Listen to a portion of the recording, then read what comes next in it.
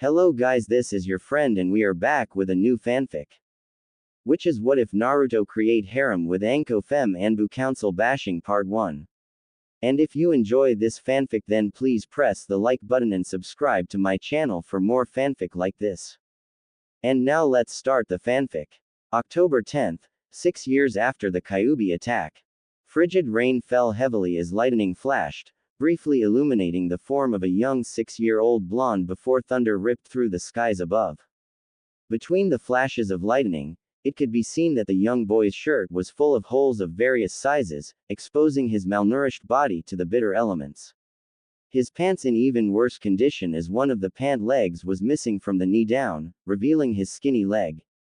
The boy continued to make his way down the empty street, as his bare feet splashed through the gathering puddles.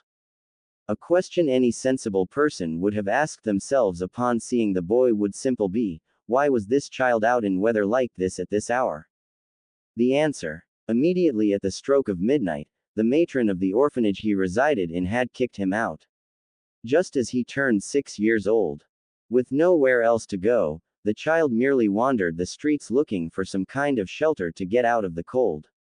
Stopping in front of a small alleyway, he peered down just as another flash of lightning lit up the village once more.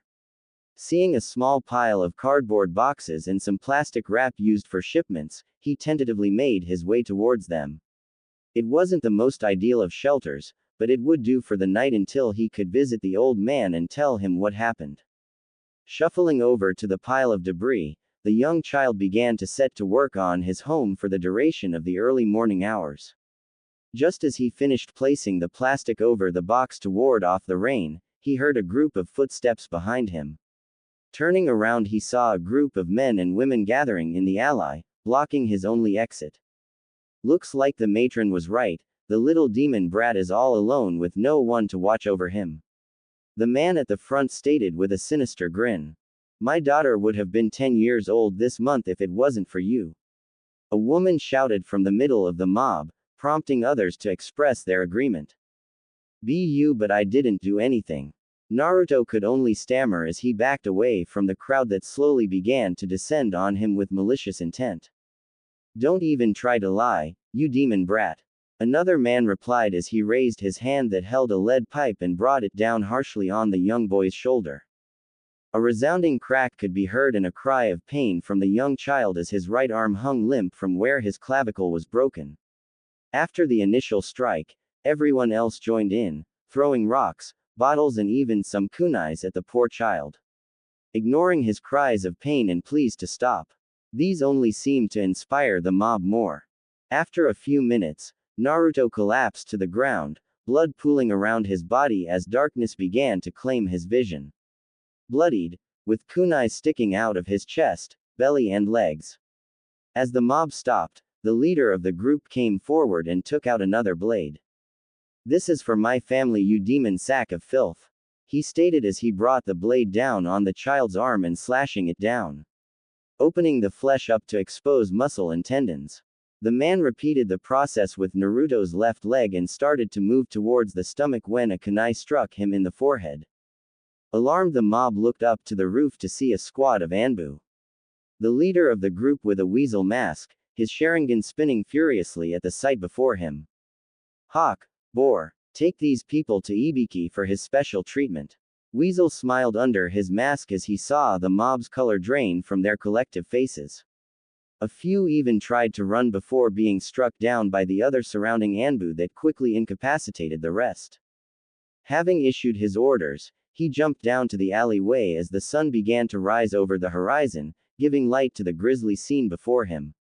Kneeling next to the boy is another Anbu member, doing a medical scan to account for the damages done to the poor child.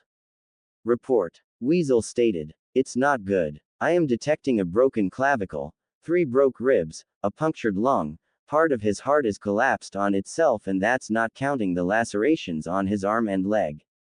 The female Anbu reported, holding back her sickness and anger at the sight before her. I'll take him to the hospital. Weasel stated as he carefully picked up the boy's prone body. Go and report to the Hokage immediately. Yes, sir. The medic Anbu replied and shunshined off in a swirl of leaves.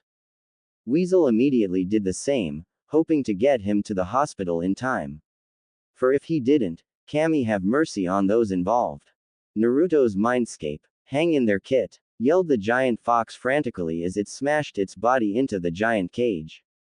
Desperately trying to pump more of its chakra into the child, only for it to be strangled through the seal, allowing only a trickle of it to reach the dying boy. Damn seal. The boy in question slowly began to stir from his position in the water-filled room. Taking in the room around him, he began to question where he was. Did they dump my body in a sewer? He asked out loud, not expecting an answer. The next thing he noticed is that his body no longer hurt. Looking down, he couldn't find any traces of the attack he had just endured. Thank Yami, you're awake. A voice behind Naruto boomed, causing the boy to spin around and come face to face with a giant fox head behind a gate, with a tag across the center that read, Seal, in kanji. Who are you? Naruto stammered, taking a cautious step back. It seems this form frightens you. The fox answered with a large smile before its body was surrounded with a red smoke, obscuring the massive body from view. A few seconds later the smoke clears, revealing a young-looking woman dressed in a red battle kimono with black hair, red eyes and 9 white tails flowing behind her. 3 red whisker marks adorn her cheeks, similar to his only more pronounced. To answer your question, I am the reason you were attacked. The newly formed girl stated, remorse evident in her voice. How are you the cause of it? Naruto asked, clearly confused. Because I am the Kyuubi no Kitsune. She clarified, waiting for the boy to lash out at her. However, nothing came, he only stared at her in bewilderment. 6 years ago, I was manipulated into attacking this village. She continued. I am not sure who it was. The only thing I remember is being ripped out of my former host and tossed out into the world before a man in an orange mask put me under his control and had me attack the village. Then I was sealed into you. Wait, if I am talking to you now, does that mean we are inside me? The young blonde tried to wrap his brain around this bit of information. Yes, we are inside you. More precisely, you mindscape. The Kyuubi answered, before turning serious. But we are low on time.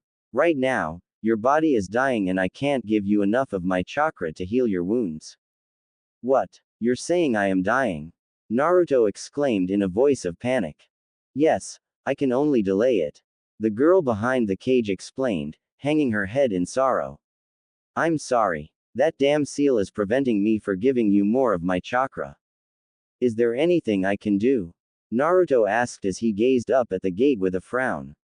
He may hate how the villagers treated him, but he wasn't ready to die just yet. If you could weaken the seal, more of my chakra would be open to you. She explained. What if I just take the seal off?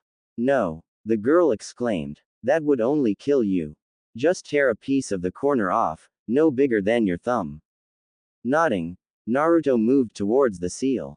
As he reached up to tear off a piece, a flash of light appeared before a sharp kick threw the boy to the other end of the room, causing him to spit up some blood, slipping into unconsciousness. In front of the cage stood a man that looked like an older version of Naruto. I didn't sacrifice myself so you can ruin it, brat. The man sneered. You bastard. The girl screamed at the man. Your son is about to die. He will survive this. Minato grinned as he turned his attention to the girl. This experience will only harden him further to make him a powerful weapon for the village. And you're going to help him. You're a heartless bastard. She snarled, if Kushina knew what kind of asshole you were, she never would have fallen for you. And that is a ninja's greatest weapon. The blonde man grinned. Deception. I deceived her into falling for me to secure Uzushiyogakure's secrets for Konohagakure and secure its place as the most powerful hidden village. Positioning it to conquer the elemental nations with my son leading the conquest, the power of the Kyuubi at his disposal to level all opposition. You truly are a vile and corrupt man. A distorted voice echoed through the chambers, causing both Hinata and the Kyuubi girl to look around for its source. A crimson orb descended into the center of the room before bursting, raining what appeared to be blood all over the middle of the room. Where the center of the orb once was, stood a tall, slender woman with silver hair tied back into a high ponytail. Resting along her shoulder is a large triple-bladed scythe, made of a black material of some kind, giving it a wispy-like appearance. Her blood-red crimson eyes focused on the former Hokage, causing the man to shudder under her gaze. Who the hell are you? Minato asked, regaining his composure.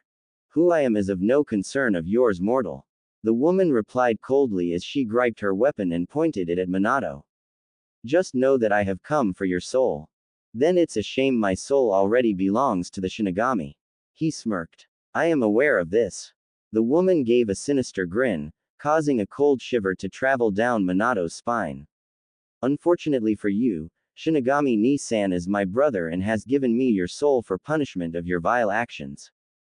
Not giving the blonde man any chance to retort, the silver-haired woman drove her scythe forward, impaling the chest of Minato, causing him to elicit an earth-shattering scream of pain as his soul was absorbed into the woman's scythe. I shall enjoy feasting on your corrupt soul, Minato Namikaze.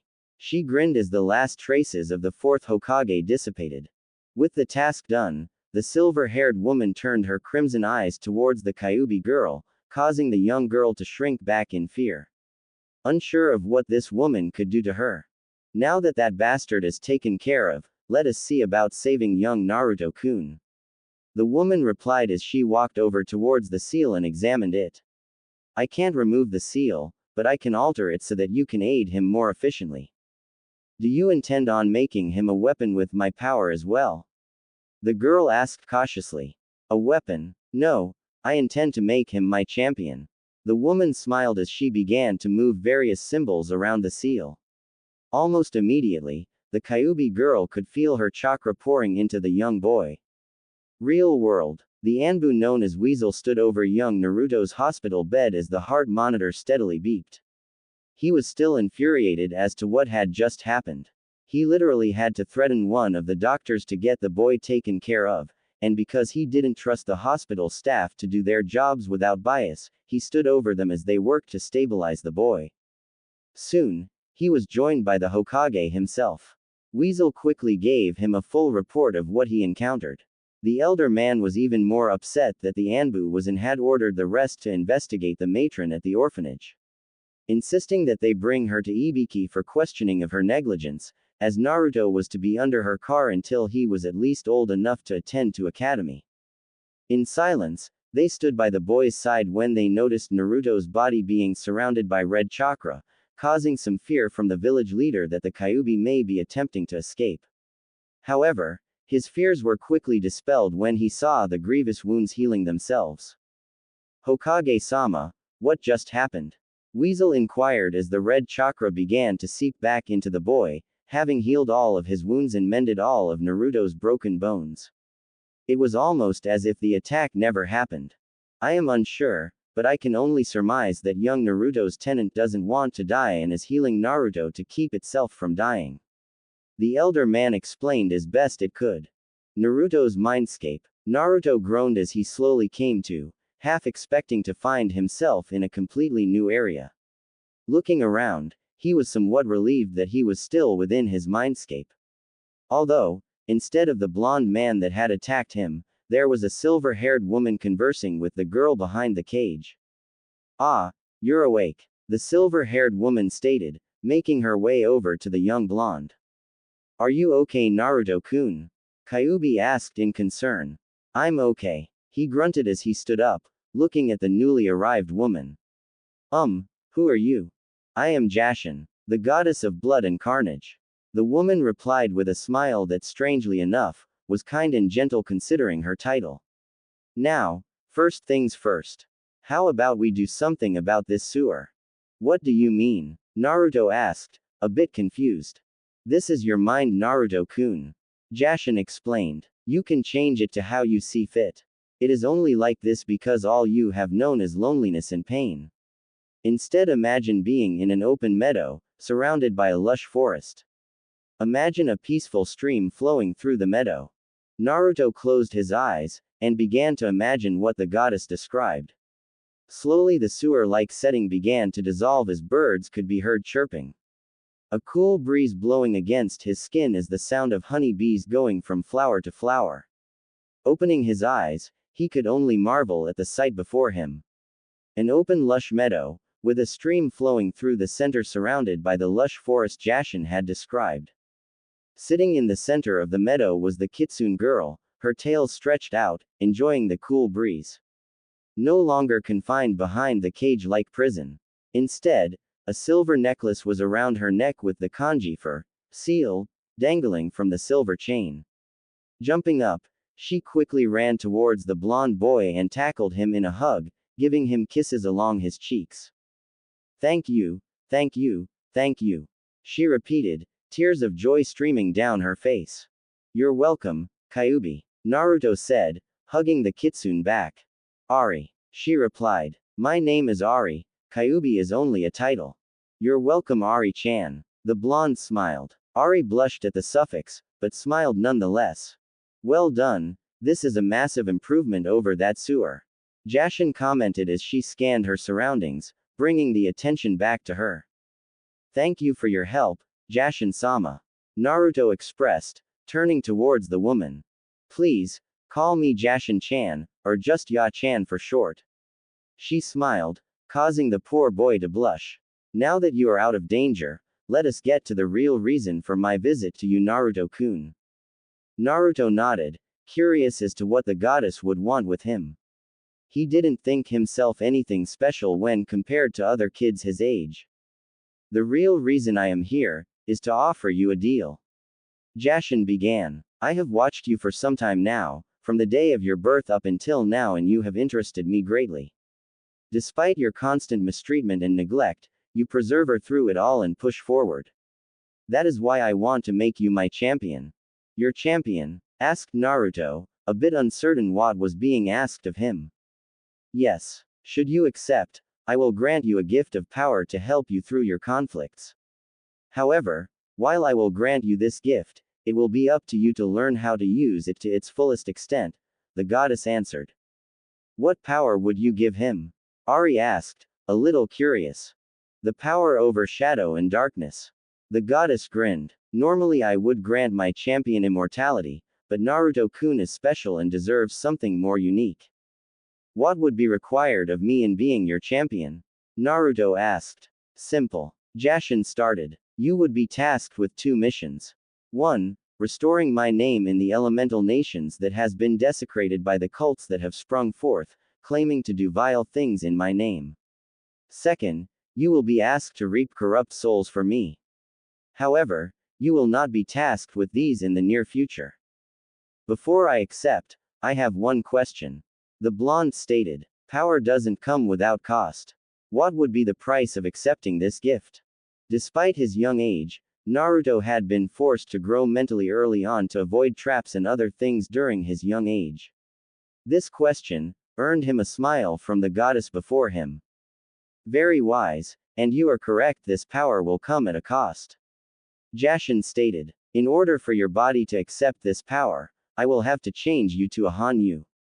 A half-demon. So I would become what the villagers accuse me of? Naruto asked, a little frightened at the idea. He was already hated as is, if he were to become a demon it would only increase their hatred of him and no doubt more mobs would chase after him. Honestly, I doubt it would make any difference to the villagers, if that is your concern, Naruto-kun. The goddess answered truthfully. They already see you as a demon through their ignorance. The only difference would be that you would have the power to protect yourself from the angry mobs or even avoid such conflicts altogether. And what would be the benefits of becoming a half-demon? The boy asked, trying to cover all of his bases before making such a big decision. Aside from the powers I am granting you. She quirked an eyebrow, earning a nod from the young boy. Your body will be more durable and mature slightly faster than those of your age. Aside from that, your strength, speed, senses and stamina will be inhuman, allowing you to accomplish feats others would deem impossible for your age. Your eyes will also gain the ability of what I call shadow sight, though the name doesn't do it justice. Lastly, you will heal even faster if you attain any injury. Added that Ari-chan can make it almost instant. And how will I change physically? Naruto inquired. While so far this offer sounded good, it wouldn't do him much good if he had to stay hidden because he sprouted horns and a tail. And how does this shadow sight work? You are worried how others will see you. Jashin smirked. Fear not, your physical changes will be minor. Apart from more defined muscles, your hair may take some dark highlights. Though if you are enraged, other features will become more prominent, such as elongated canines, sharp claw-like fingernails, and your cute little whisker marks becoming more defined. As for your shadow sight, as I said, the name doesn't do it justice. She continued, her voice glowing with a sense of pride as she began to describe the ability. When activated, you will be able to see perfectly in the darkness. Furthermore, instead of looking for chakra-like other sight-based abilities, this eyesight will pick up life energy. Meaning if it is alive, you will be able to see who, where, and what it is. I pride this at being my ultimate creation. It really doesn't sound like that or any drawbacks, Jashin-sama. Ari commented as she watched her vessel mull over the possibilities. However, one question did rise in the kitsune's mind. Anyo, if he accepts, what will happen to me? Nothing, came Jashin's reply. The seal will still be in place, so you would continue to exist, albeit in a naturally stronger vessel. After a few minutes, Naruto sighed and looked to the goddess in front of him before smiling. Very well, Ya-chan, I accept your gift, he replied, earning a gentle smile from the silver-haired goddess. I am glad, Naruto-kun. She smiled as she slowly walked towards him, kneeling down so she was face to face with him, causing the poor boy to blush at the close proximity between the two of them. I will not lie to you, you will feel some pain when you wake up. Naruto merely nodded in acceptance. After this attack, he doubted he could feel a worse kind of pain. Gently, the goddess cupped both of his cheeks and brought him closer to her. Before he could react, she kissed him on the lips, once again causing the poor boy to blush deeply, having never done anything like this before. As she did so, dark energies began to flow from her body into his.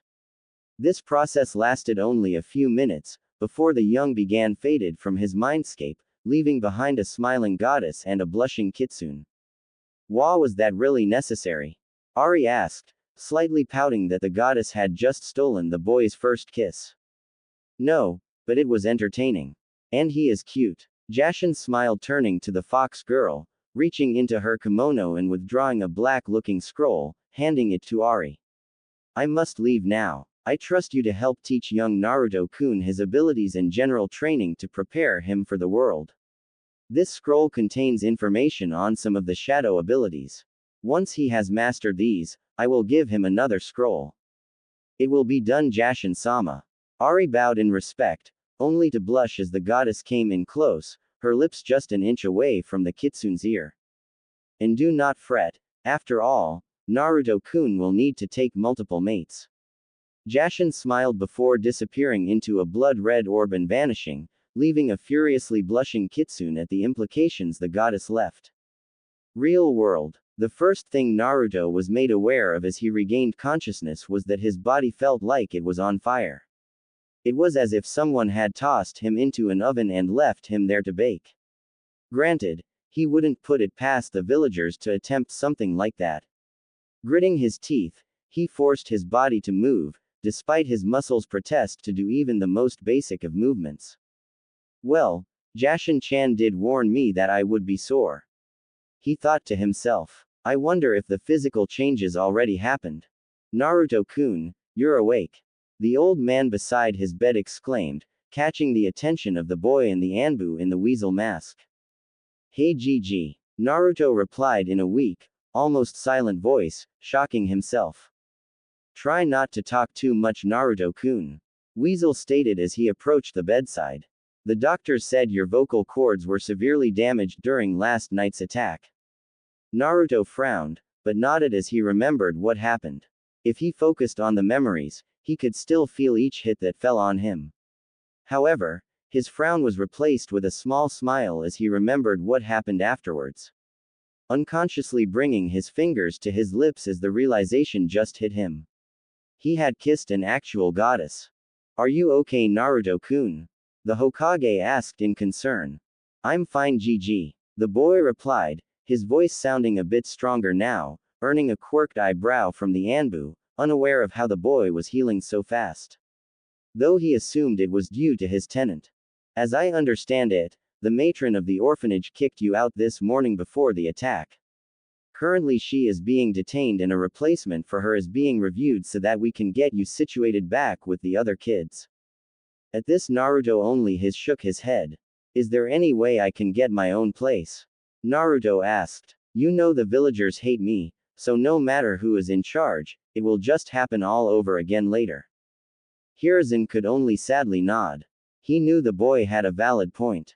The old man swore to Kami, if he ever discovered who let it slip of the boy's Jinchuriki status to the common public, he would rake that poor soul over hell fire and then some.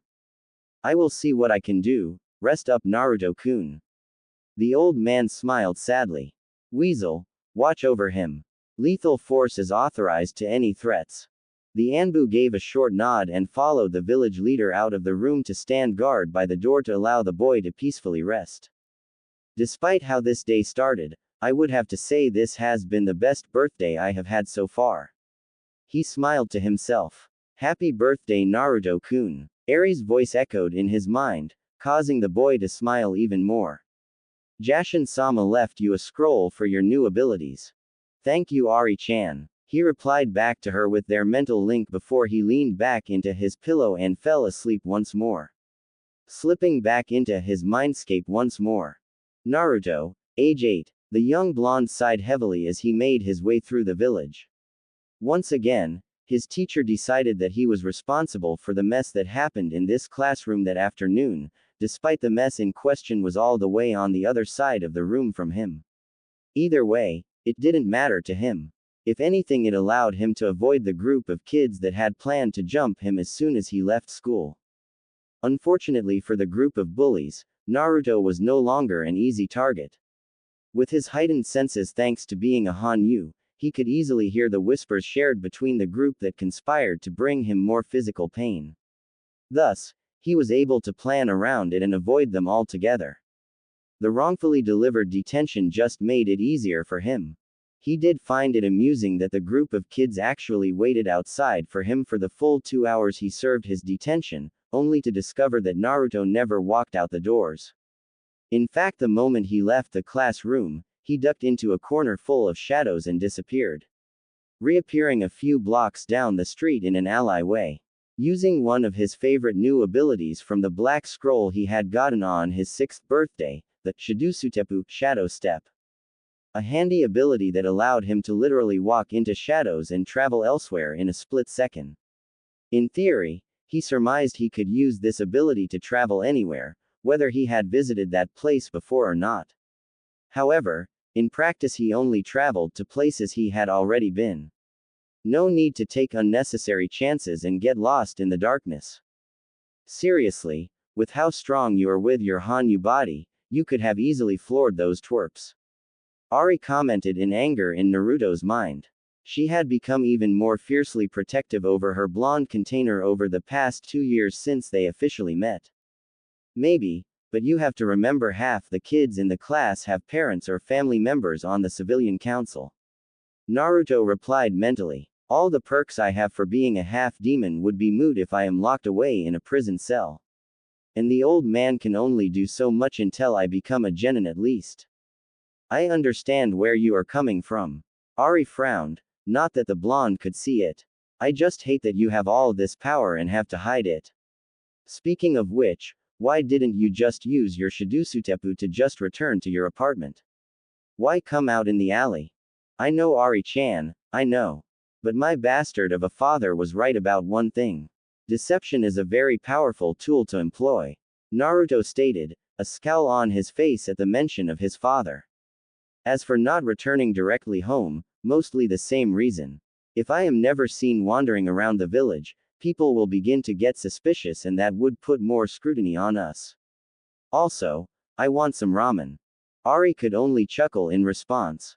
Casually, the blonde Jinchuriki made his way towards his favorite ramen stand, ignoring the various glares and sneers that were cast his way. As long as they didn't try anything, he didn't care, and so he continued on his way.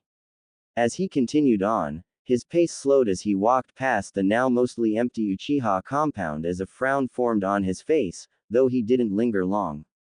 Only a few months after the attack on his 6th birthday, Uchiha Itachi had killed his entire clan save for his younger brother and left the village. The official story was that Itachi had betrayed the village and slaughtered his clan in the quest for more power. Though that didn't sit right with the young blonde. He knew there was more to it than that. There just had to be, but he knew the old man wouldn't tell him anything, even if his theory was correct. Passing the Uchiha compound, Naruto turned right down a small side street that led to the village's main road, where Ichiraku's was located. The young boy could already smell the tantalizing scent from where he was. With renewed urgency, Naruto quickly made his way to the stand. "Hey old man." Naruto greeted the man behind the counter as he entered the stand, taking a seat near the far side of the counter. "How was school, Naruto?" Tsuki asked before shouting in the back of the shop for his daughter. "The usual, get in trouble for stuff I had nothing to do with." The blonde shrugged as a young girl around the age of 10 skipped out from the back of the shop. Flour on her face, as well as some in her brown hair. "You need something, Pop?" the girl asked before noticing her favorite customer was here. "Oh, hi Naruto-kun. Good afternoon Ayame-chan, working hard." Naruto smiled as the girl embraced him in a friend hug, rubbing some of the flour on him as well. "Yup," the girl exclaimed. "Someone has to keep this place running." Naruto chuckled at the girl's response and the girl's father could only snicker at her antics. "So what I can get ya Naruto?" Tsuki asked. "The usual. Actually, I was told to request something a little different." The blonde smiled. "The Kushina special." At hearing the dish's name, the elder man froze in shock, nearly dropping the bowl he was drying off. "Naruto, who told you to ask for this dish?" the ramen chef inquired, clearly thinking someone was playing a cruel prank on the boy. This was a dish only one person, one woman in all of the elemental nations could handle, and no one has had the courage to order it in 8 years. "I overheard 2 shinobis making a bet with each other. Loser had to order a large bowl of that particular dish." Naruto began to explain. "When I heard that your shop made it, I asked them about it. I suppose they didn't warn you about why no one orders this dish?" The elder man frowned. "Actually, they did. I know what to expect and I still want to try it." The blonde smiled. "You can still make it, right Tsuki Oji-san?" "Of course," Tsuki exclaimed, feeling his pride as a chef was questioned. "Ayame, let's get to work. It's time you learned how to make this dish." "Okay Pops," Ayame enthusiastically replied, still unsure as to why this dish was so special to her father. As the father and daughter duo disappeared into the back of the shop, Naruto felt a little guilty about lying to them. Of course, how was he going to tell them that his very own mother was the one that suggested he try it out? Flashback no jutsu. As soon as Naruto's head hit the hospital pillow, the young boy had passed out. Immediately returning to his own, now more lush mindscape to spend some more time with his newfound friend and partner, and to also look over the scroll that Jashin had left behind for him. "Welcome back, Naruto-kun." Ari greeted happily as she bounded over to where the young blonde and materialized. "Thanks Ari-chan." Naruto smiled as he was engulfed in a hug from the vixen girl. "Here is the scroll that Jashin-sama left," the Kyuubi girl stated as she handed her container the black scroll the goddess had left for her new champion. "She said that this will give you an introduction to some of your new powers." "Awesome," the young blonde stated, clearly excited in the concept of learning not only something new, but something only he would be able to do. Eagerly, he unrolled the scroll and gazed upon the blood-red letters that emitted an odd shine to them, making them really stand out against the black background of the scroll. The young boy had to admit that there was something entrancing about the way the letters glowed. Just as the two were about to delve into the knowledge the scroll held, a sudden bright flash of white light caught their attention. Alarmed, they stood up with Ari standing in front of Naruto in a defensive stance, determined to protect the young boy. As the light died down, a lone feminine figure stood in the center of the field, clearly upset about something. Minato, where the hell are you? The woman shouted. I swear to Kami that I will rip your spine out and beat you to death with it. Maybe upset wasn't the exact word to describe the strange woman's current mood. The two remained quiet as the woman continued to rant and yell of the graphic things she was going to do to Naruto's father. As the two silently observed the woman, Eri's eyes widened in realization. Kushina-chan, the Kyuubi girl asked, a little unsure. Hearing her name, the woman suddenly turned her attention to the other two in the area. Immediately, her eyes began to soften. Ari-chan, is that you? The red-haired woman asked as she slowly approached the two. Earning a nod from the fox girl, she then turned her attention to the blonde-haired boy next to the Kyuubi. Then that must mean.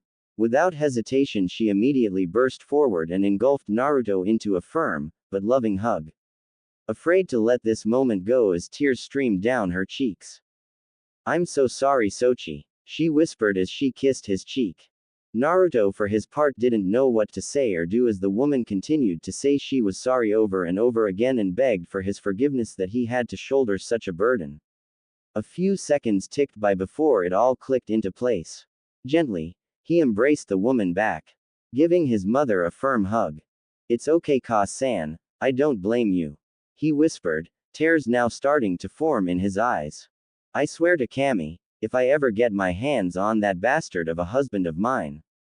We know, you were very vocal and descriptive of what you were going to do Ka-chan. Kushina blushed at the comment. Also, you don't have to worry about him anymore. Naruto continued, earning a confused look from his mother. Jashin-chan took his soul earlier today. The blonde boy explained. Upon hearing the name Jashin, Kushina's eyes widened in fear. Also the fact that her son had added the chan suffix at the end of the brutal goddess's name only elevated her worries. She knew that the life of a Jinchuriki was hard and full of suffering, but did her child really suffer so much as to become a Jashinist? So Sochi, are you a? She couldn't finish her question, but Naruto understood what she wanted to ask. Taking a step back away from his mother, the young blonde let out a sigh before he turned his attention back to his mother. He could see the fear in her eyes about what his answer was going to be. Am I a Jashinist? He asked for her, before shaking his head. I am not sure if a simple name like that would apply to me really. I suppose I should begin with how my birthday started.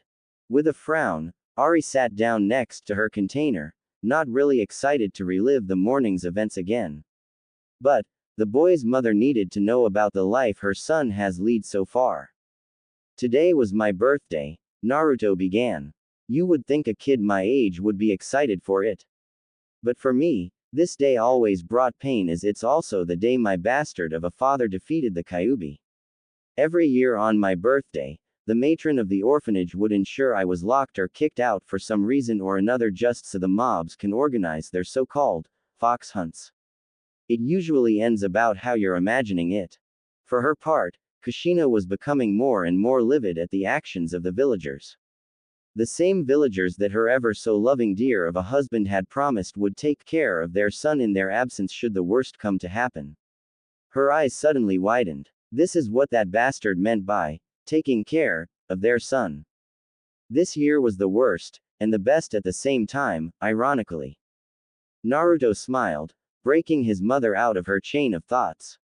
This time, they actually almost succeeded in killing me.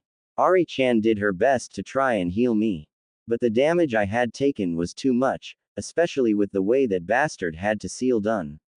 It also didn't help that the bastard made his appearance to make sure I didn't tamper with the seal.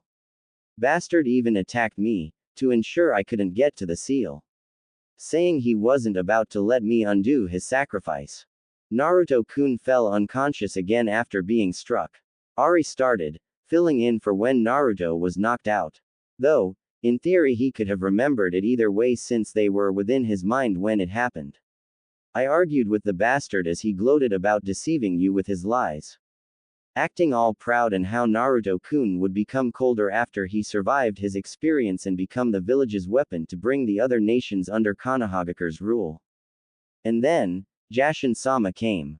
Ari continued with a smile. She took Minato Tem's soul to torture for eternity. But, his soul was given to the Shinigami. Kushina stated, confused at the events as well as worried that even the Kyuubi spoke about Jashin with respect. Shinigami-sama is her brother, and he gifted her his soul. Ari smiled again. After she took the Tem's soul, she altered my seal to allow me to feed Naruto-kun more of my chakra to ensure he would live. It was shortly after that I awoke to find both Ari-chan and Jashin-chan talking. Naruto spoke again, bringing the attention back to him. Sochi, why do you keep using Chan when talking about Jashin? Kushina asked. Well, she kind of asked me to. The blonde chuckled, rubbing the back of his head. Anyways, we talked a great deal and she offered to give me power, but at a cost.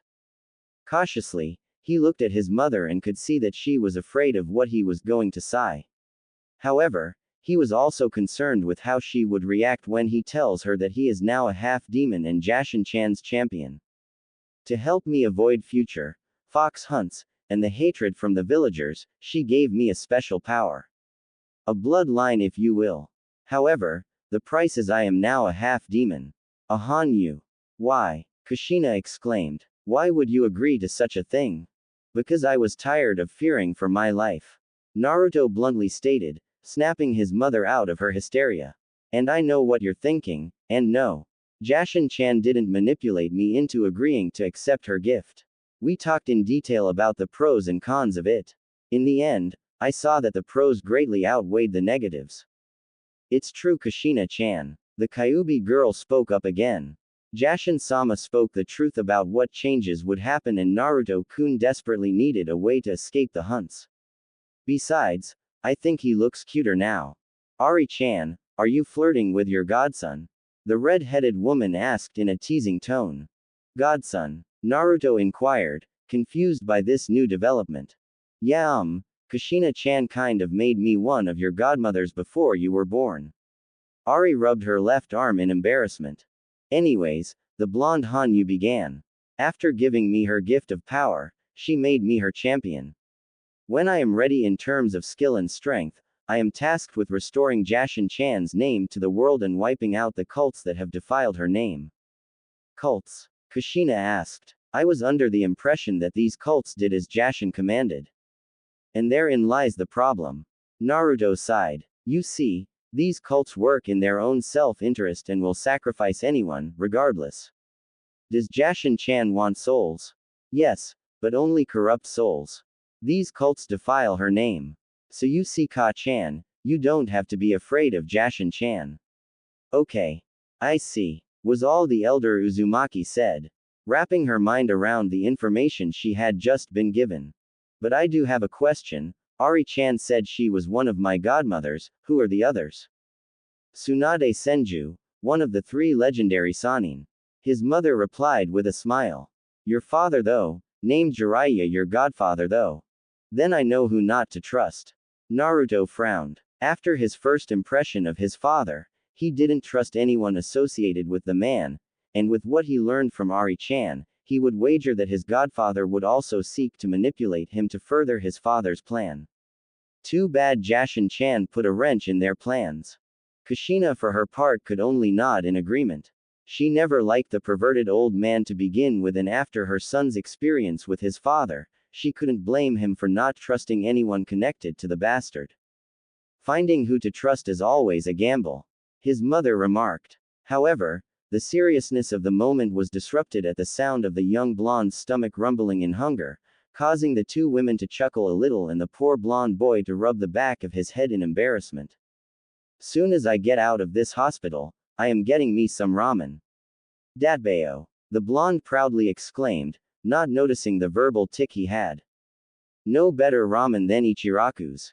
Kushina smirked. Tsuki is the chef of Kami himself. I know. Where do you think I get my ramen?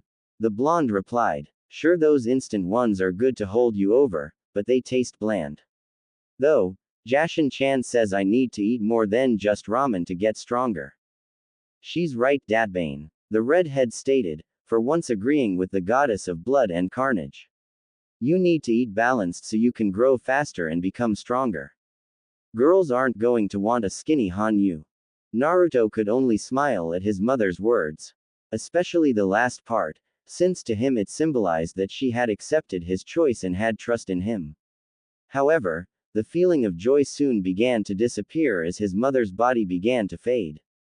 Looks like my time is up, Sochi. She smiled as she knelt down, bringing her son into one last hug. Also dragging Ari into it as well.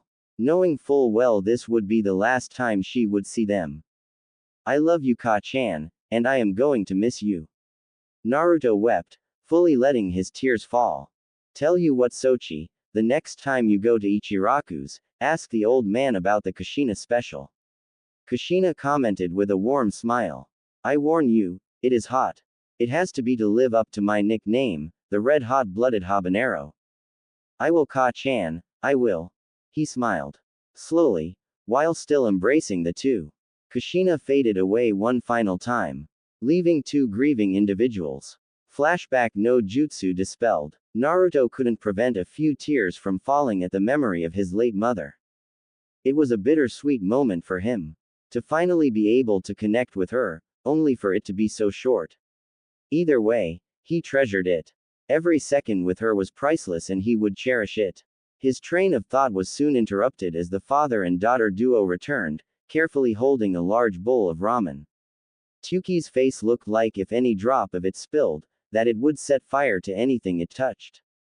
Gently, the old man set the bowl down in front of Naruto with a concerned look. Almost as if silently praying that the young boy would survive this experience.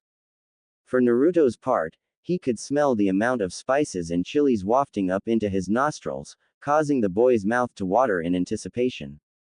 Grabbing his chopsticks, took a cautious bite of the noodles. Almost immediately his eyes widened and began to water before he began to attack the bowl with gusto, much to the shock of the ramen chef. He had only ever seen one person in his life eat this particular dish in such a way. That was great Tyuki Oji-san. Naruto exclaimed once he finished the bowl. I think I found my new favorite dish. Tyuki could only look on, completely gobsmacked. He was half expecting the boy to start breathing fire with the amount of heat that was in that bowl. However, the boy's reaction clearly told him that he was going to have to restock all of his chilies and spices in the very near future. Speaking of which, the elder man was surprised that the young boy had only ordered one bowl so far. Usually the young blonde would be on his 10th bowl by now. I'll be sure to keep the ingredients stocked then. Tyuki smiled. Thanks old man. The blonde beamed as he pulled out his wallet to pay for the meal, only to be stopped by the ramen chef. Tonight is on the house my boy. For being the first person in 8 years to order and finish such a dish. The old man stated, earning an agreeing nod from his daughter. Thanks again old man, Naruto said as he looked up at the darkening sky with a slight frown. It's starting to get dark, so I am going to head home. Ayame, be a dear and walk Naruto home.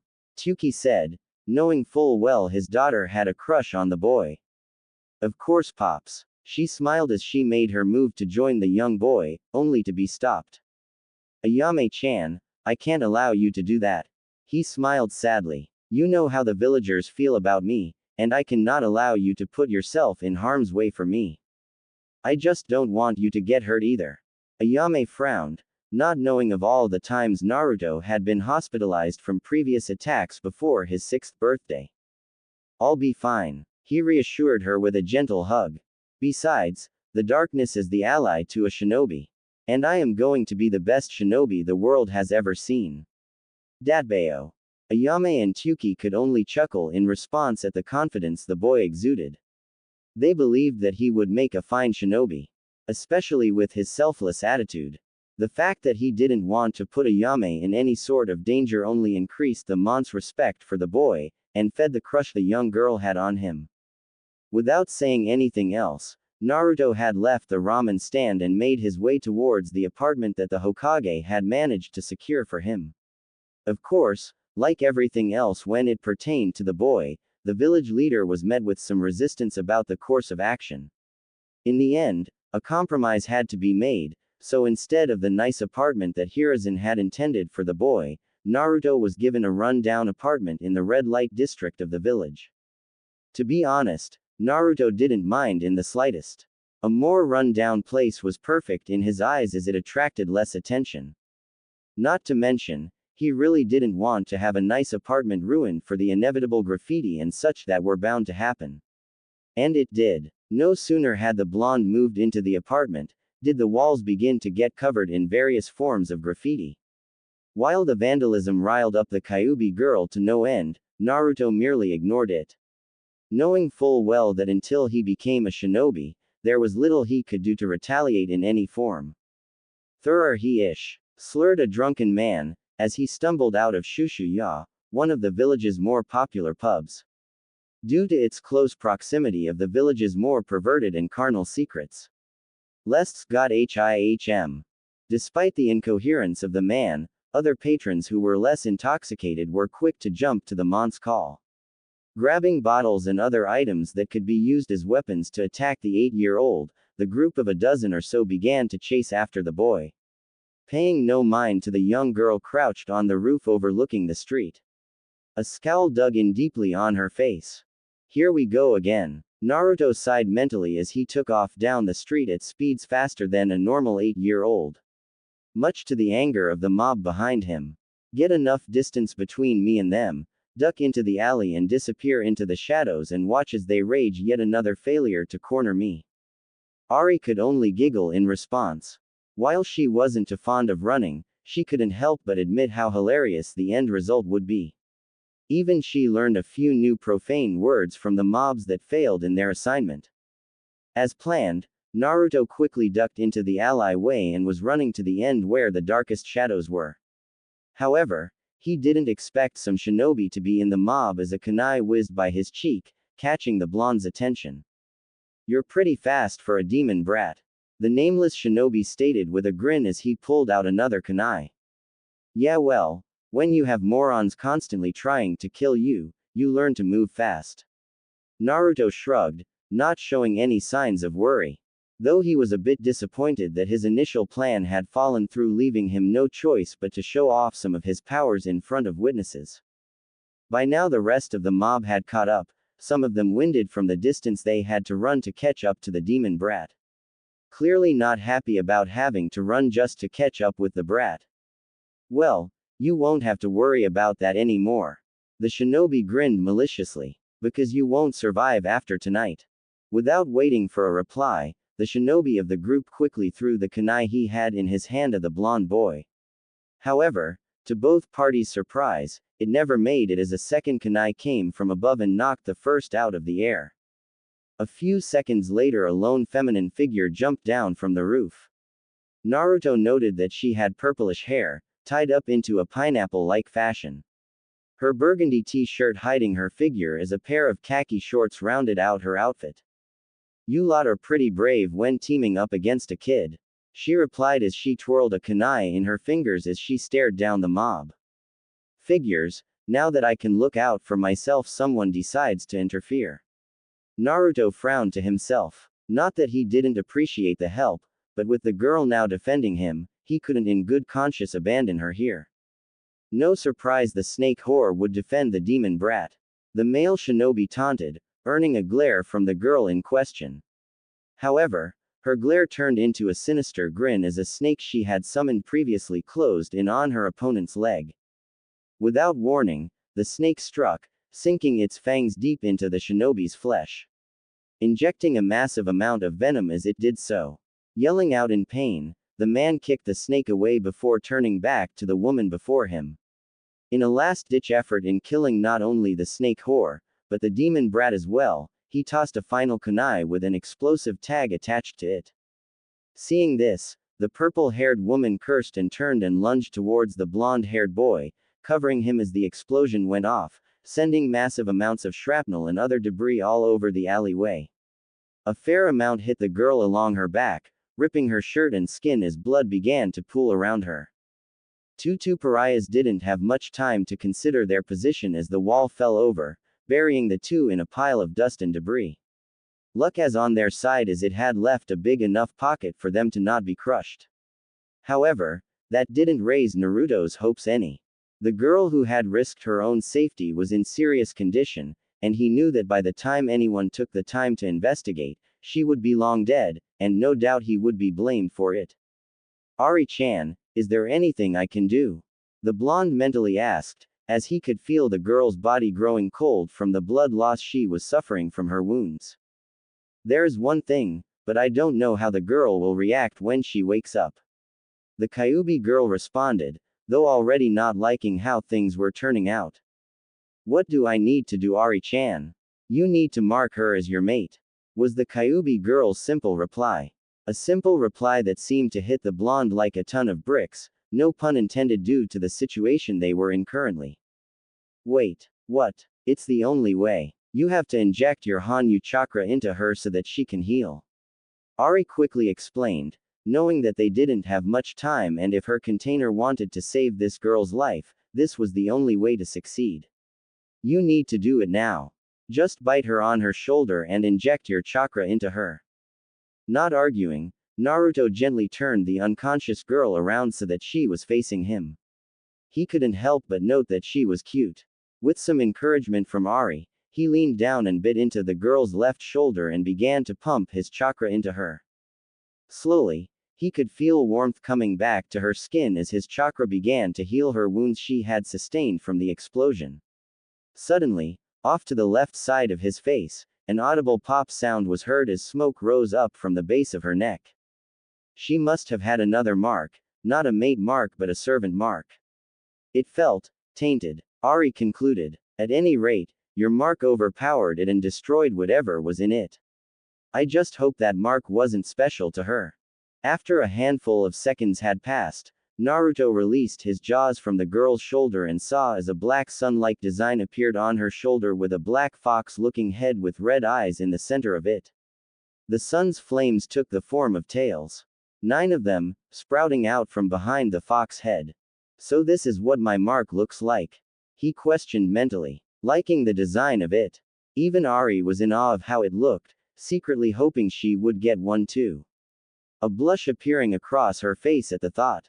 The blonde boy and his tenant were taking out of their thoughts as the girl before them began to groan, signaling that she was waking up. Slowly stirring, she sat up and groggily rubbed her neck where her former curse mark used to be. Are you okay? Naruto asked, even though she was. Physically at least. His chakra saw to that. Mentally and emotionally though, that was a different question. The hell happened? The girl asked, still a little disoriented from the events. You saved me from the mob that was trying to kill me. The blonde answered, catching the attention of the girl finally. Why did you risk yourself to save me? Because you needed help, she simply answered with a shrug. In truth, she didn't know why she got involved. All she knew was that she just hated the idea of a mob of cowards would gang up on a kid and even threaten to kill him. Another thing that was making its rounds within her mind was how she was feeling. She remembered the kunai being thrown, the explosive tag going off, her jumping to cover the boy and then, blackness. Now however, she felt like she was more in tune with her surroundings. Not to mention, despite the blast, she felt no pain anywhere on her body. What happened to me? She asked, looking in the direction the boy's voice came from. Only able to make out his silhouette as various clouds covered the moon that filtered into the cracks of the debris pile.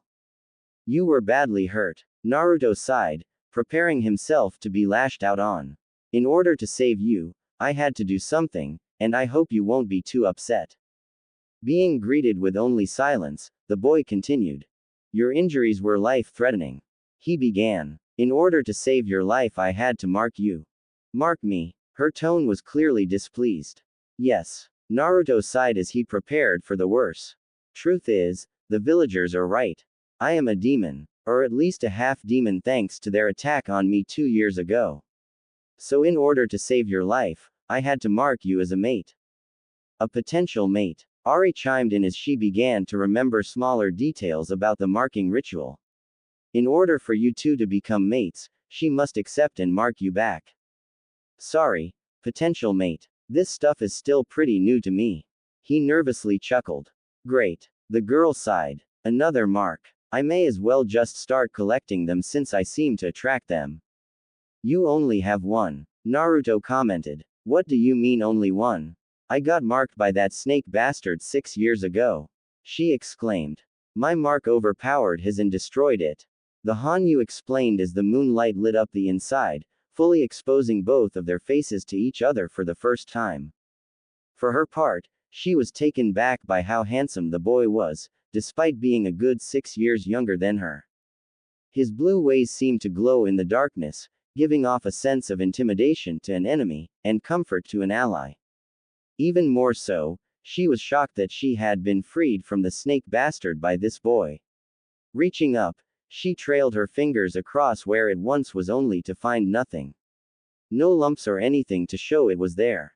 She did, though, feel the slight rise in her skin where her new mark was. Though she couldn't see it, she traced around its design, making a mental note to take a look at it in a mirror as soon as she could. Don't worry, it should disappear in a week or so. Naruto explained. The only way it would stay is if you were to mark me to accept it and thus, agreeing to be my mate for life. And just how would I mark you? She asked with a slight grin as the clouds covered the moon once more, delving the two into darkness once more. Same way I marked you.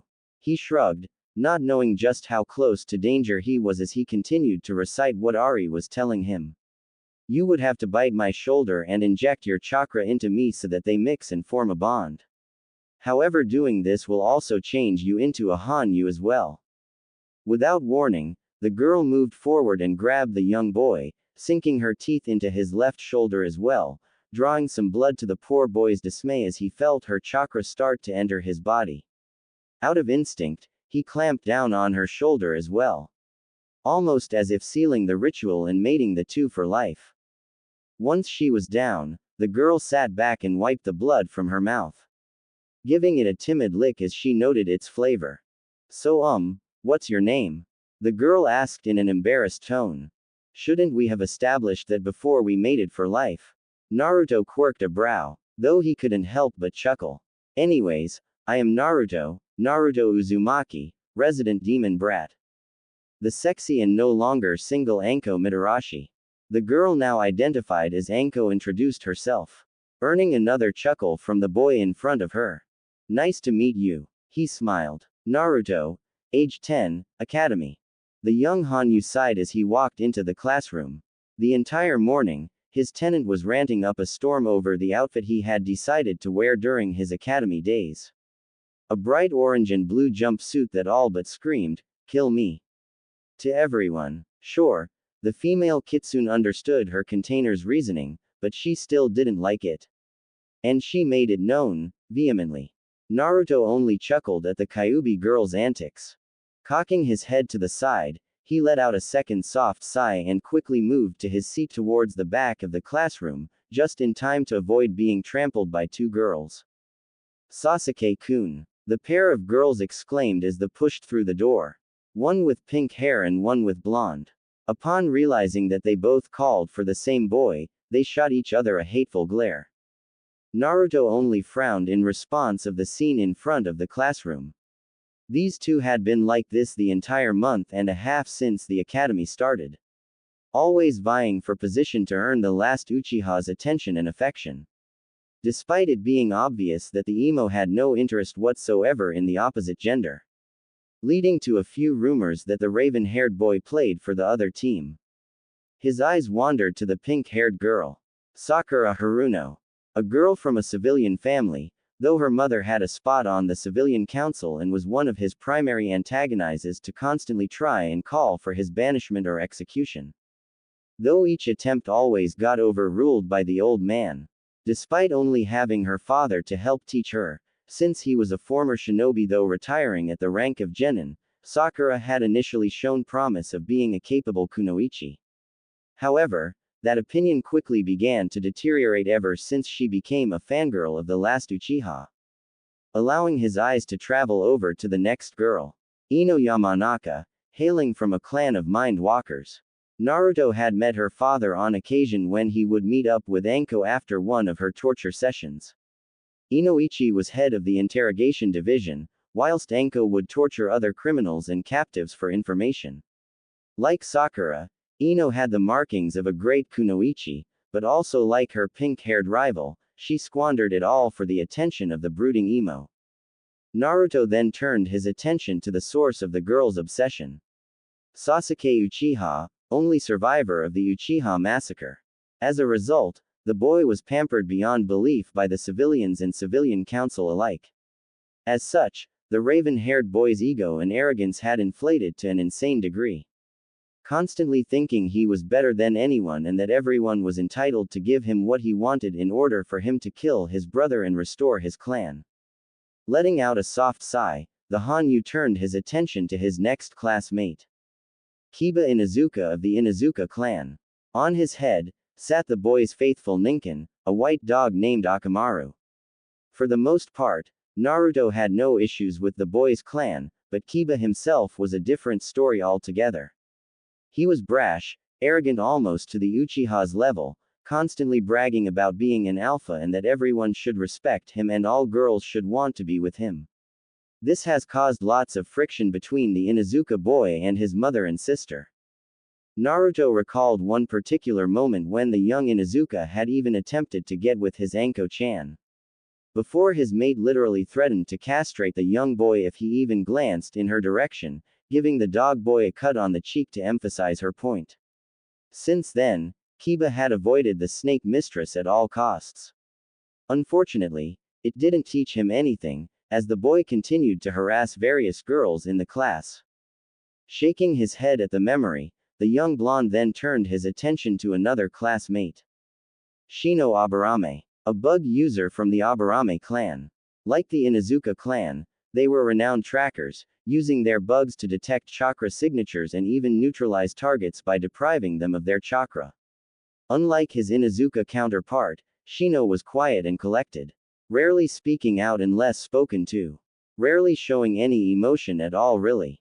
Naruto deduced that it had something to do with the boy's connection to his Kikaichu that forced him to remain stoic. Behind the Aburame sat the Hyuga heiress, Hinata, oldest daughter to the current clan head. Naruto noted that she was shy and timid, making the Hanyu wonder why she had chosen to become a kunoichi to begin with, as these were two traits that didn't mix well with the profession. Though he surmised there was no doubt pressure from the girl's father and clan elders, from the rumors he had heard about the Hyuga clan. On top of her timidness, he could see the girl already lacked self-confidence with the way she dressed. Covering every part of her body with heavy clothing, leaving only her head and hands exposed. Though this seemed to work in her favor, as his modest outfit had kept her off the radar of the Inuzuka boy.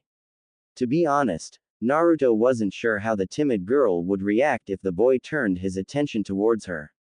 Considering her lack of confidence in herself, the Hyuga heiress wouldn't be able to reject the Inuzuka boy and be trapped in a relationship where she would only be viewed as a trophy rather than a real mate, despite the boy's constant use of the word. Frowning at the last thought, he turned his eyes towards the next student. Choji Akamichi of the Akamichi clan, who also owns and operates the village's unique barbecue restaurant that he had visited from time to time, as the Akamichis were one of the few that didn't ostracize him, and it helped balance his diet with various meats his body needed to continue to grow. As for Choji, Naruto didn't have any issues with the rotund boy. Though he did note that the Akamichi was sensitive about his weight, prompting him to retaliate against anyone who poked fun at it. However, all anyone had to do is just research the basic information of the Akamichi clan, and they would know how foolish it would be to poke fun at them. In a word, the clan was made of powerhouses. Each Akamichi member able to turn their calories into chakra, giving them a vast supply. Not only that, their own clan jutsus were something to behold and respect, as it allowed them to enlarge themselves with the strength to match. Choji would no doubt become very strong once the boy hit his prime. Then there was the last notable classmate, sitting just a few desks away from Naruto in the same row. Shikamaru Nara, fast asleep on his desk. The boy's clan techniques were similar to the ones that Jashin had given him, though to a much lesser degree. Manipulation over shadows to entrap their opponents if the Nara's shadow made contact with their enemies. The Hanyu made a silent vow not to encroach on the clan's own technique, despite it being well within his ability to do so. If Naruto had to describe the Nara boy in any capacity, it could easily be summed up by one word. Lazy. Everything to Shikamaru was troublesome. It seemed that the only Naras that were motivated to do anything were the female members of the clan. Which, according to Shikamaru, was troublesome. The rest of the classroom was comprised of various civilian kids that wanted to be a shinobi. Naruto wondered if they were fully aware of the life they would lead if they made it through the academy. Though he knew a majority of the female populate of the class wouldn't make it past the exams in their 4th year. Like Sakura and Ino, most of them were ignorant fangirls, only pinning for the attention of the last Uchiha. Shrugging it off, Naruto pulled out a scroll from his orange jumpsuit and discreetly released it, allowing a second-level Fuinjutsu book that he had been reading. Quickly applying a genjutsu over it to make it appear less suspicious. Already mastering the 1st level, much thanks to his shadow clone technique that Jashin-chan had taught him shortly after he marked Anko. Of course, this led to a lot of teasing from the goddess herself of how her champion was growing up so fast. After a few minutes, both of the instructors entered the classroom, prompting Naruto to seal the book up once more and stow it away in his jumpsuit to read later. One with dark brown hair, tied in a high ponytail, a scar across his face just under his eyes. Closing his eyes, the Hanyu reached out with his sensory abilities that Ari had been instructing him on, to gauge a person's intentions. For the most part, Naruto couldn't feel any hatred coming from the scared instructor. The man was full of pain and sorry over the loss of his parents during the Kyuubi attack 10 years ago. Though Naruto could feel that the man didn't blame him for their deaths and actually separated Naruto from the fox. This only caused the blonde to frown a little, since the scared instructor was placing all his hate on Ari. Though both Naruto and Ari took solace in that the instructor didn't know the full story of what happened. Perhaps later, when the time was right, Naruto could explain to him who was really to blame for the attack. Feeling a pair of eyes on him, Naruto directed his attention to the silver-haired man next to the other instructor. The Hanyu didn't need his sensory abilities to know this man was going to be trouble, just from the look he was receiving. As an instructor, Naruto had no doubt that the silver-haired man would do everything in his power to sabotage him. The blonde only inwardly smirked, as Anko had already prepared him for such an event. Knowing full well how the village viewed the boy. For the next 4 years, the two of us will be guiding you all on your journey to become shinobi of Konoha. The scared instructor stated, as his eyes wandered over the class, making sure he had everyone's attention. I am Iruka Yumino, and this is Mizuki. I know for the past month you had Mio-sensei as your instructor.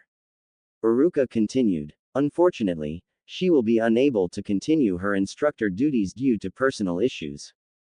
While there was confusion among the classroom, Naruto knew exactly why the woman was no longer teaching the class.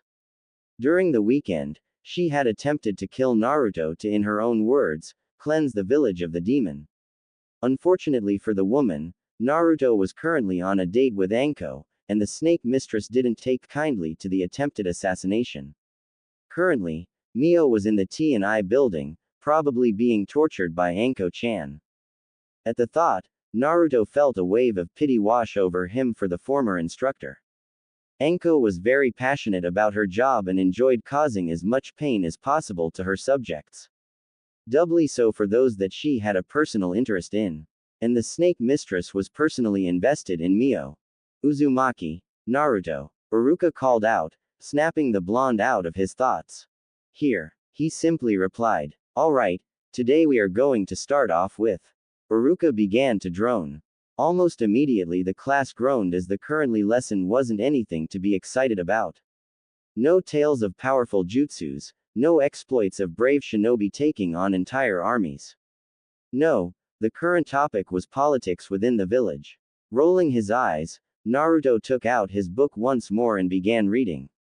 Thanks to Jashin-chan, he was already well versed in all of the major villages' inner workings as well as their laws.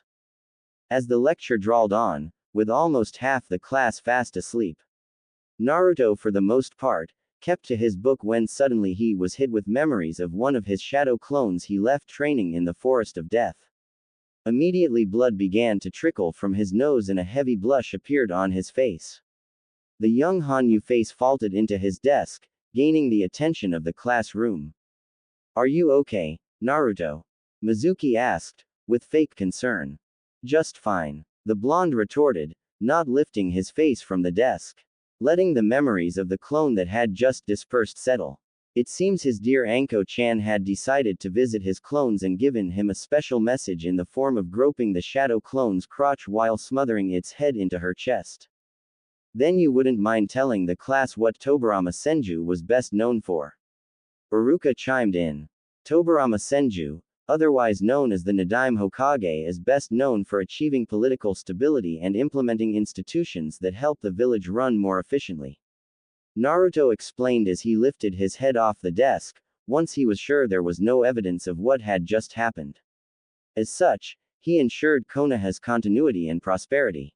Very good, Naruto," Iruka commented, completely dumbfounded of such a full answer coming from the boy who already had a reputation of being the dead last in the classroom. "You seem to know your Hokages." "Of course I know my Hokages," Naruto exclaimed, jumping up on his desk. "Because I am going to be the greatest Hokage of them all." "Shut up, Naruto baka," Sakura shouted, earning a round of laughter from the classroom. Inwardly groaning at his foolish display, Naruto sat back down as the class resumed. Though a twinkle of mischief could be seen in his eye, no one noticed that Naruto didn't have a shadow anymore. "Two can play that game, Anko-chan." Naruto grinned to himself. He had used his proclamation of being Hokage to distract the class from him silently using his Dakukurin, or dark clone technique, to return the favor to his mate. It was similar to his shadow clones, but with the exception that it was equally as strong as him. Downside was he could only create one at a time. Still, it would get this particular job done. Hours later, after what seemed like an eternity, the final bell finally rang, signaling the end of the school day. Naruto waited for most of the class to clear out before making his way towards the door.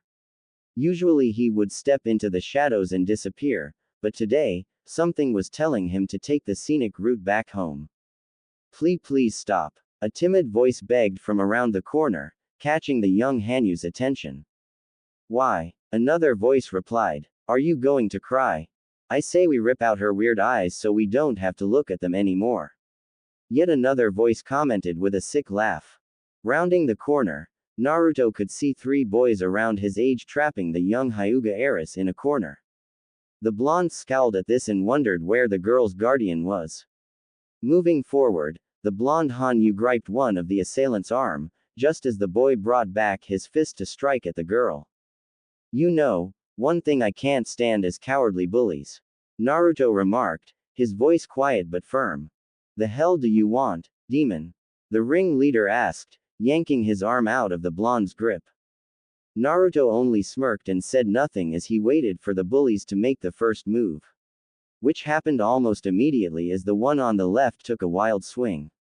The blonde quickly dropped into his hubby stance and deflected the strike towards one of the other kids. With a series of fluid motions, Naruto quickly dispatched the three boys.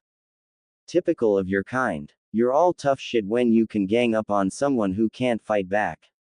But as soon as you go up against someone who can, you see just how pathetic you really are." Naruto scoffed at the downed ring leader of the group. "Now, if I ever see any of you approach this girl again, I will personally see to it that you will be eating through a straw. Do I make myself clear?" With a quick nod from all three of the boys, they quickly scurried away before they incur any more wrath from the blonde-haired boy. "Are you alright?" Naruto asked, as he turned his attention to the crying Hyuga girl. Thank you for saving me, the girl meekly replied. "Naruto Uzumaki." The boy introduced himself. "Thank you, Uzumaki-san, I'm Hinata Hyuga." The Hyuga heiress formally introduced herself. "Why didn't you fight back?" Naruto asked. The Hyuga clan had a reputation of being taijutsu's masters. I don't like to fight or cause pain to others." She replied, looking down at the ground. Hyuga-san, it's perfectly okay to fight to defend yourself and those you love. The blonde replied. What is your dream? What do you want to achieve in life?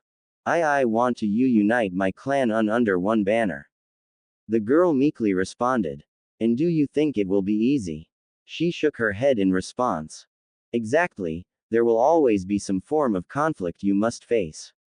He continued. Hold on to your dream, and fight to see it become a reality. The two were then interrupted as a frantic branch member of the Hyuga clan came running forward in a rush.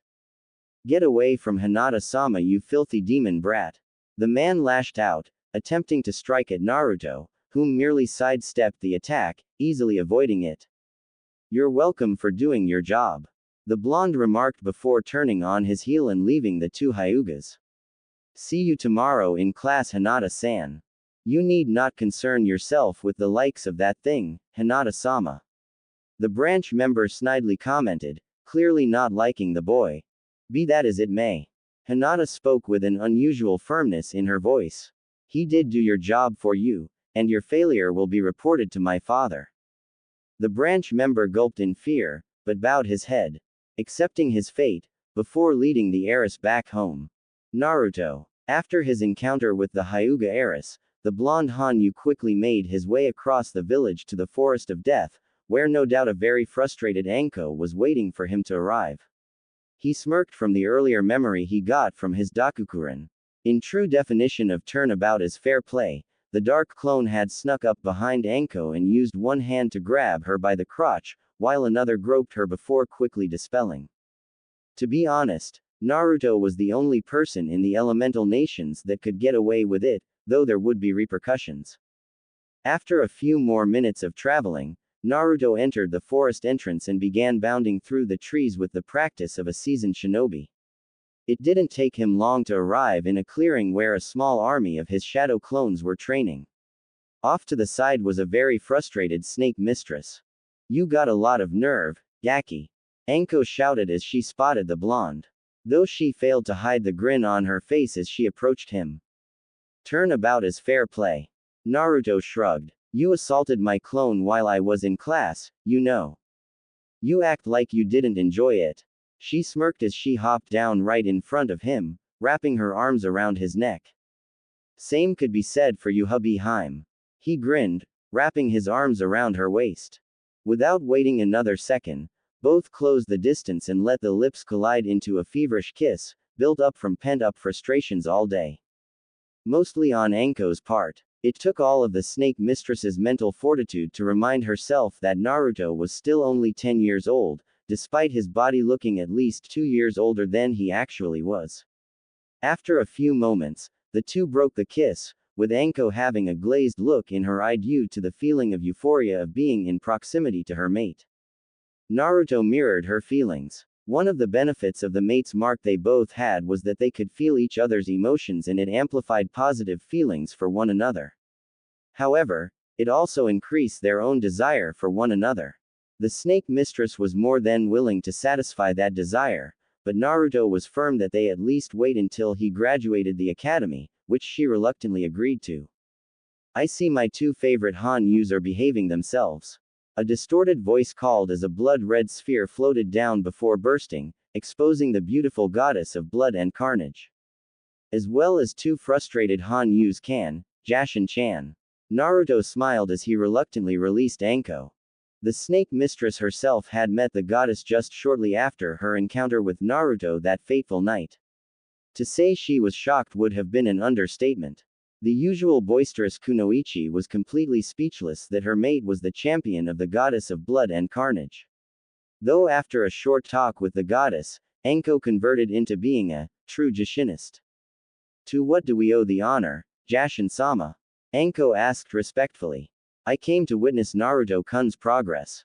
The silver-haired woman smiled as she ignited a wispy-looking black scythe in her hand, giving the appearance it was made from darkness itself. Making sure her champion got the message. Smirking, Naruto stepped away from Anko as he activated his own Dakiburdo, having it take the form of his preferred weapon. A double-bladed scythe, similar to how Jashin's looked with the same wispy appearance, wafting off the dark energy weapon. Dispel your clones, and we shall begin. Jashin instructed as she erected a massive barrier around the training ground, ensuring that no one within the village would detect the massive amount of energy that was about to erupt between the two. Doing as he was instructed, Naruto began to dispel all of his shadow clones in small clusters as the memories flooded his mind. Anko took this as a signal to get back a safe distance, retreating to the far end of the training ground, perched on one of the higher tree branches, giving the snake mistress a good view over the entire field. An eager grin on her face. After all, it wasn't every day you got to see a spar with an actual goddess. Silence hung in the air as the two stared each other down. Without warning, Naruto charged forward before abruptly disappearing into the shadows, only to come up behind the goddess and take a swing at her, only for her to twist and block the attack with ease. Smirking, the goddess retaliated, and unleashed a fury of blows from multiple angles, all of which the young blonde flawlessly deflected before renewing his attack on the silver-haired woman. Swinging down hard above her, Jashin brought up her scythe and blocked it only to see Naruto dissipate into thin air. Reacting on instinct, the goddess jumped up into the air, just as the blonde came up from underneath her. Very clever, my champion. Jashin praised the blonde for his ingenuity to use the goddess' own shadow as a means to teleport under her. Using my own shadow to your advantage. Thank you, Jashin-chan. The blonde grinned at the compliment his goddess had given him. Though he didn't dwell on it as he summoned his Dakukurin, dark clone, from his shadow and began a 2-on-1 assault on the goddess.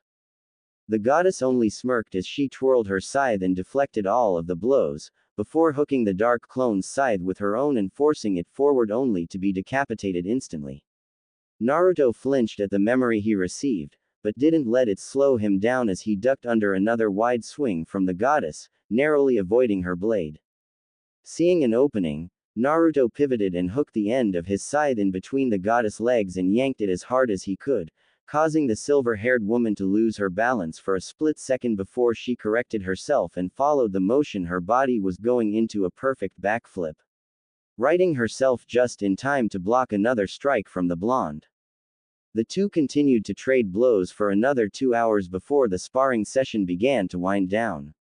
Despite his abundant stamina and Hanyu-reinforced body, the young blonde was gasping for air as he fell to one knee, though still determined not to give up. If it wasn't for his accelerated healing, he would have also had numerous cuts all over his body, though only his torn cloths showed any signs that he had been hit. You lasted 2 hours against me. Jashin smiled, clearly happy with how well the young blonde did. It seems you have mostly mastered your scythe. The only thing you lack is true in-field experience. Thank you, Ya-chan. Naruto panted, though he did feel a sense of pride to have lasted as long as he did against an actual goddess. Even though she was holding back considerably and didn't use anything other than her own weapon to combat him. While Naruto had pulled out all stops and used everything at his disposal. That being said, while you are proficient with your scythe, I strongly recommend learning to wield a secondary weapon to fall back on. The goddess advised. You may find yourself in areas where you will be unable to use your scythe to its fullest. Any weapon you recommend? Seek out Yugao Azuki. The silver-haired goddess stated.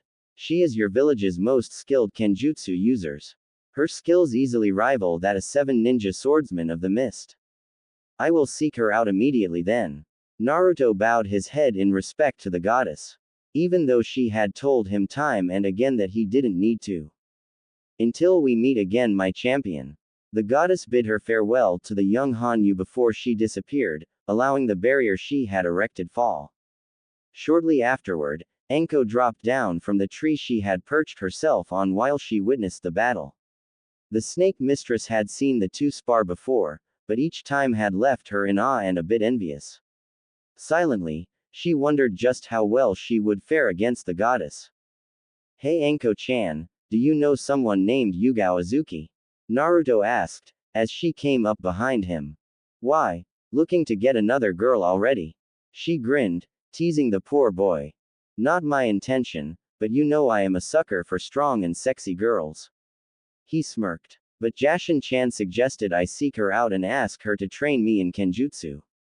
Yeah, I know her. She is Anbu Neko. I think you've seen her a few times while she was on duty. Anko commented. If I remember correctly, she has today off. You may be able to find her at the dango shop. Thanks hubby Haim. Naruto smiled as he brought his snake mistress in for another kiss. I better go try and find her now. You do that, I need to go take a really cold shower. The snake mistress pouted. That spar got me all hot and bothered. I will graduate before you know it. He reassured her as he kissed her one more time before letting them both sink into the shadows. A few minutes later, after dropping Anko off at her apartment so that she could release some of her frustration, Naruto quickly made his way towards the main street of the village. Ignoring the various sneers and glares he received, the blonde Hanyu navigated his way through the busy street until he drew near to the dango shop Anko and told him about. While I appreciate the gesture, I am simply not interested in you in a romantic way, Hayate-san. A purple-haired woman around the age of 18 commented as Naruto entered the shop. I really wish you would reconsider Yugao-chan. The man replied, coughing a little. I think we would be great together and I would treat you like a goddess. Well, looks like I found her. Naruto thought to himself. Now how to approach her without being rude. I don't doubt that. The woman sighed, clearly showing signs of being annoyed. But as I have told you, I am already in an arranged marriage. Well, at least Anko-chan doesn't have to worry about me bringing her home now. Naruto snickered to himself quietly. Come on, your would-be fiancé doesn't need to know you had a little fun before you got hitched.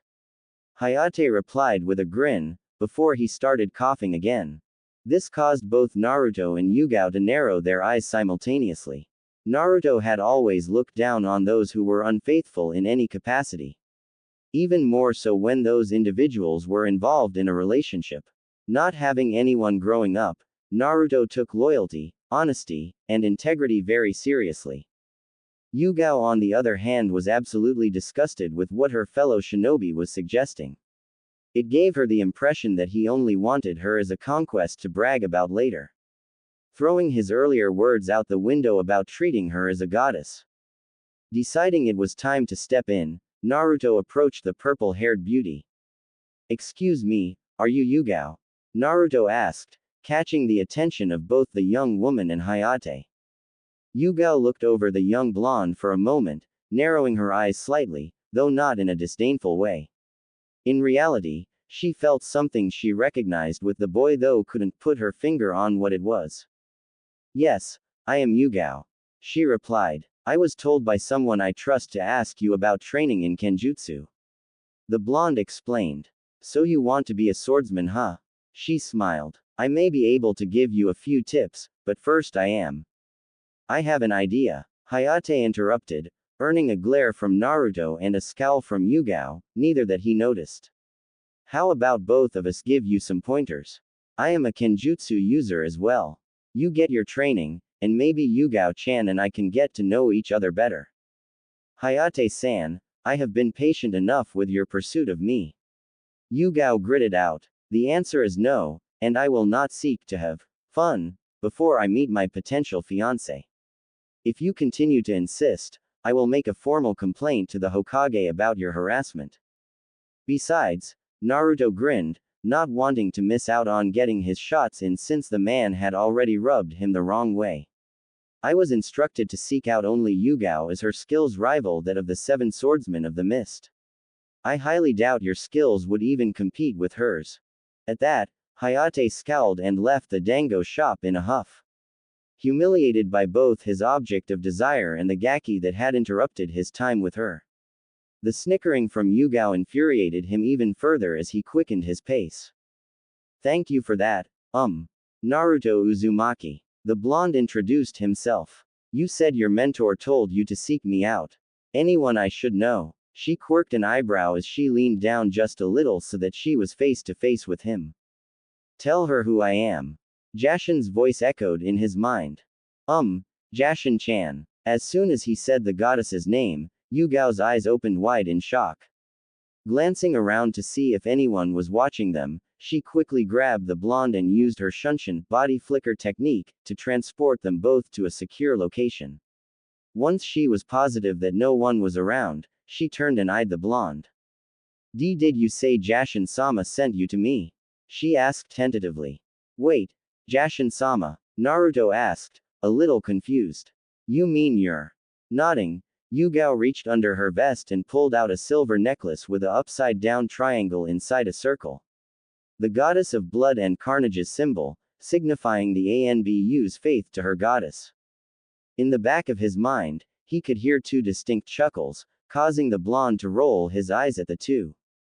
Would have been nice if she told me you were one of her followers.